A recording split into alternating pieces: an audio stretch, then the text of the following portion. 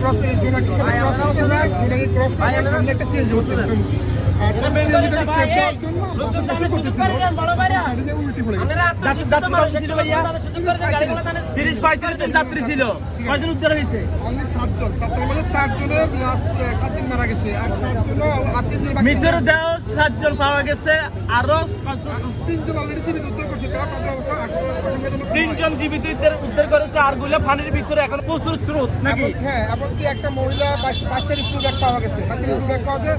ওই মহিলার ওন্না টান দিতে ওই মহিলা বাঁচার জন্য খুব চেষ্টা করছে বাচ্চাকে নিয়ে, কিন্তু বাচ্চার মায়া তো কেউ ত্যাগ করতে পারে না, বাচ্চাকেও ধরছে ওই মহিলা। এখন ওই মহিলা যদি বাচ্চাকে থাকতো তো ওই মহিলা বাঁচতো, কিন্তু বাচ্চাকে এভাবে ধরছে, বাচ্চার সহ মহিলা বাচ্চার সহ গাড়িটা একটা উল্টে যাওয়ার সাথে সাথে মানে ওই যে লোকটা বাঁচানোর জন্য চেষ্টা করছে ক্ষতির কারণে সে টিকতে পারে না, ওই মহিলা বাচ্চা।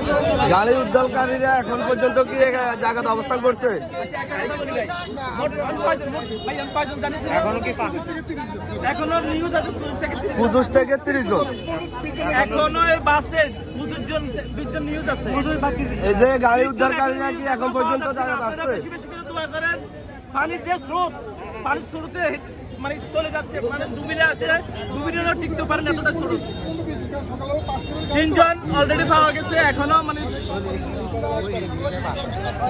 এটা চন্দ্রগঞ্জ থানা বাড়ি চন্দ্রগঞ্জ থানা কবিলউদ্দিন বিশ্ববিদ্যালয়ের সামনে কলেজ গেট। দেখেন একটা মর্মান্তিক ঘটনা ঘটে গেল, ভয়াবহ।